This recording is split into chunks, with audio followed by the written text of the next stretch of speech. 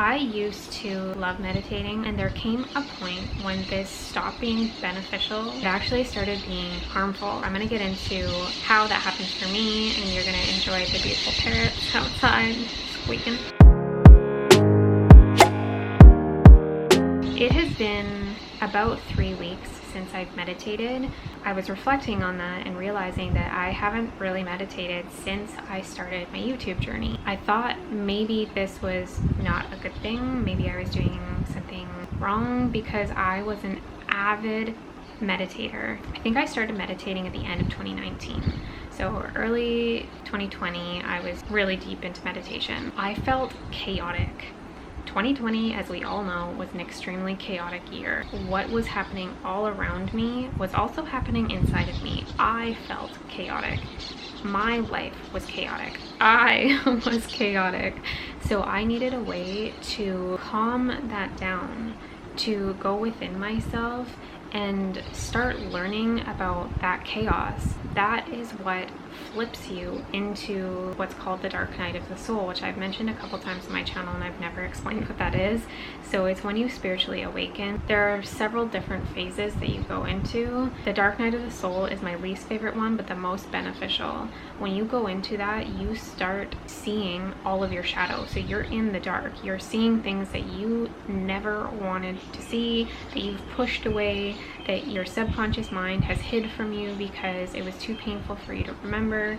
The dark night of the soul is intense. I really used meditation at that point in my life to help me. Don't get me wrong, it absolutely did. It was so necessary at that time. There was a point in my life in, I think, early 2021 where I was meditating for like 4 to 5 hours a day. It was the only time in a day where I felt okay because I was down deep. I was down in the dark and I was scared. I was in pain, and I had a person at the time tell me that basically that it was ridiculous that I had to meditate for that amount of time because my life was such a mess. And my response was that I meditate for that amount of time so that my life isn't a mess.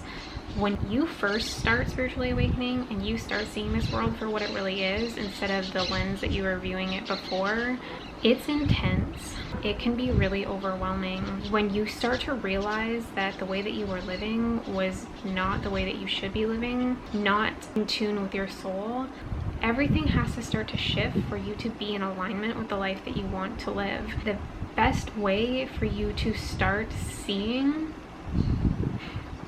that alignment is with meditation.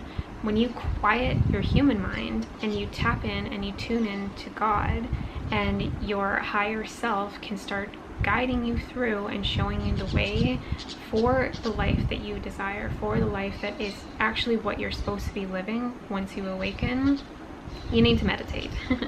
So I was meditating for such a long period of time because I was getting a ton of visions. I was getting visions, I was getting downloads, which is when you get information that you couldn't think up with your human brain, just nuggets of wisdom just poured into you. And I also needed a lot of rest. So slowing down and allowing my body to just be was really, really important for me at that time in my life. And I made this title for this YouTube video because I want you to watch this. And you can call it clickbait, you can call it whatever you want, but there was a time where meditation stopped being helpful for me. When you are in a state of stress, there are different kinds of stress responses that you're going to fall into: fight, flight, freeze, and fawn. I was deep in a freeze response for several years because I shocked the shit out of my nervous system.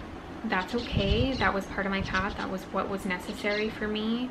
And I trust that what I went through was exactly what I needed for me to be here now, making these YouTube videos, trying to help and guide other people through what I went through in order for them to realize what they're in and pull out of it. So when you are in a state of freeze, you really can't do anything. It's like being on autopilot. You are going through your day, like showering, doing the things that you need to do, but you feel so stuck.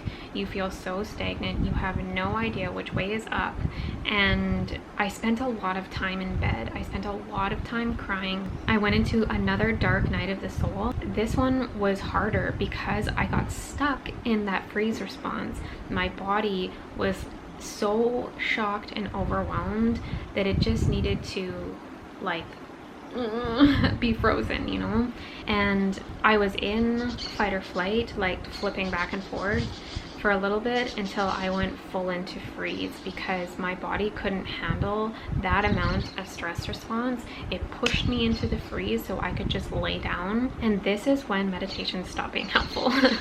So obviously I didn't know this at the time, but I was really trying to meditate my way out of what I was in. And the thought that I got from God the other day was meditation without application of what you're learning leads to stagnation. So you're meditating and you're downloading, receiving vision, you're receiving guidance, but you're not applying anything. So you're still going to be stagnant. You can't move from where you are if you're not moving from where you are. I wanted so deeply for this meditation in this period of my life to like pick me up and move me out of what I was in. But the problem with that is you're not taking action, and freeze requires you to move.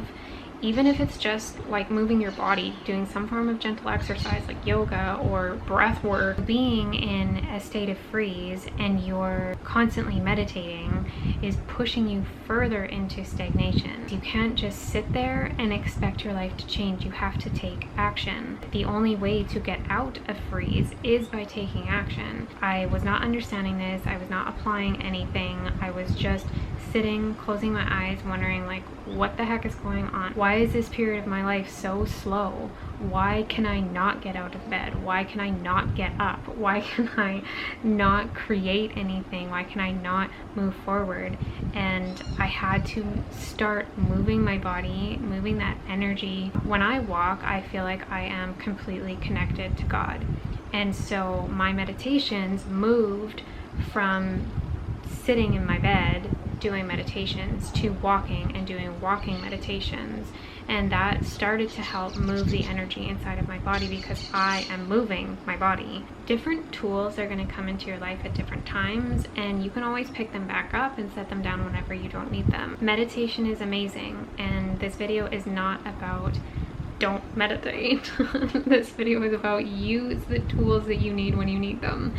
And you don't have to force yourself to do things that don't feel right for you in the moment. If I look back now, I knew in that very stagnant period in my life that I should not be meditating because it didn't feel good. It didn't feel right. I felt frustrated. I felt angry. I was literally yelling at God, like, what the heck is going on? Where have you gone? Why are you not guiding me? Why are you not changing my life? And God's like, why are you not changing your life? Like, what are you doing? I had these tools and I was sitting there because I was tired, and that's okay. I want you to understand that if you are in a state of freeze, your body does need that, but you need to know how to get out of it, and you're not going to meditate your way out of it. You're not going to pray your way out of it. You need to, with your human body, make some movement, make some new choices, make some different actions, make some new thoughts, and move forward, because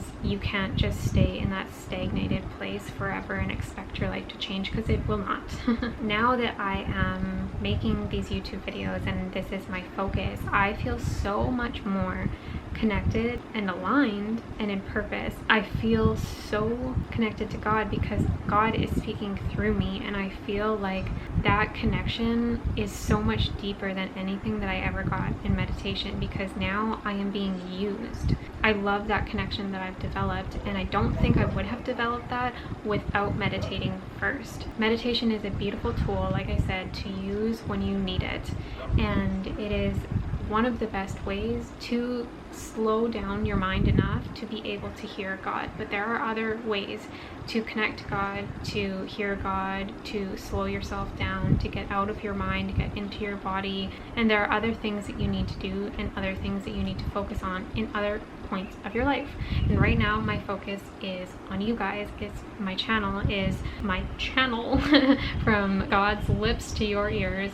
One of the messages that I received from God at this time really slapped me upside the head, and it was, you need to get up, because there are people, there are souls out there that are waiting for you to get up. They are waiting for you to stop feeling sorry for yourself, to start making the action that you need to be in alignment, that you need to be in purpose. They are waiting for you. They need you to get up. And maybe for you, this is your husband. They need you to get up. They need you to set that example, to be that strength, to show them God, to show them that it is possible to go from that low place up into a higher vibration. Maybe it's your children and they need that example. Maybe it's souls on YouTube that need you to get up, that need you to press record, and they need you to get your message out. They need to hear it from you. What I say might not resonate with them, but you saying it will. So God wants to use you, but you have to get up. And I know it's really hard when you're tired, but a lot of that exhaustion is because of resistance. When you are pushing really hard against what God is trying to put you into, you're gonna get tired. It's like when you're trying to swim upstream. It's exhausting. So relaxing into the flow, knowing that wherever you're going in that river, wherever you're floating to, is exactly where you need to be, trusting that, and knowing that you have a million tools at your disposal and you don't have to use all of them at the same time. And that's another thing with meditation, is it started to become like habitual, and not in a good way. It was like, okay, it's 3 p.m. I need to meditate now, because I felt like I had to. I felt like without meditating, I wasn't being the person that I wanted to be. Without that schedule, I wasn't being the person that I wanted to be. But that schedule didn't allow for flow. It was rigid and stiff, and that led me to stagnancy. So realizing that I don't need to meditate every day if I don't feel like it. I don't have to walk every day if I don't feel like it. There needs to be some leeway in the schedule that I am trying to make for myself. Yes, it's good to have a routine. Our bodies love routine. But you also need to be flexible, because there's not going to be the motivation and the will to do everything all of the time. You're going to burn yourself out if you're forcing yourself to do these habits. If you absolutely love meditating and it's benefiting you to do every single day at 3 p.m., do it. But there might be a time in your life where that's not benefiting you, and you need to be able to release that without any judgment on yourself. You're not a bad person if you're not meditating every single day. You're not a bad person if it doesn't feel good to meditate right now. Focus on something else. Create, make an action, do something different. There's so many different options for you to use. I hope that this video helps you understanding that meditation is not always helpful. And I don't hear a lot of people talking about that. I hear everyone saying that you have to meditate every single day because our minds are so busy. But there are other ways to empty your mind. You can meditate for sure. You can journal. It's really helpful to get all of your thoughts down on paper, out of your brain, out of your mind, onto paper, throw it out. It's done. It's over with. So journaling, you can exercise and move your body, because when you get into the body and you get grounded in your human vessel, it pulls you out of the mind. You're not here, you're here, you're in the body. So that is really helpful when you get out into nature, when you get exercising, beneficial if you do both at the same time. And it's really going to help you just get out of that mind. Another thing I recommend is limiting your screen time, because our attention spans are so short now.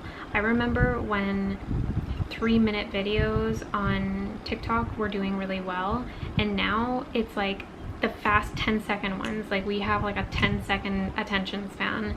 So that, when you think about it, and you're scrolling and you're consuming 100 10-second videos, that's a lot of different content and a lot of different information that you're absorbing into your brain. So of course your mind is going to be busy. When you want to quiet that, limit your screen time. Set a timer. Don't continuously mindlessly scroll, because your brain cannot handle that, and of course it's going to be going nuts, especially if you're doing this before bed, because of how much information you just took in through your eyes. So limit your screen time. And if you're really struggling to quiet your mind, pray about it. Ask God to help you quiet that mind, to help you get into a state of relaxation, out of the stress response, out of fight, flight, freeze, or fawn, to get out of that and back into a state of calm, so you can start creating, so you can start taking action, and show you tips on how to get out of the survival state that you're in. So I hope this helps. If anything in here was particularly helpful to you, let me know in the comments. If you have any questions about the stress responses, please let me know. I did create a little ebook. I could send it to you if you drop your email down below. If you found this video helpful, please share it with somebody who might also find it helpful, and don't forget to like and subscribe.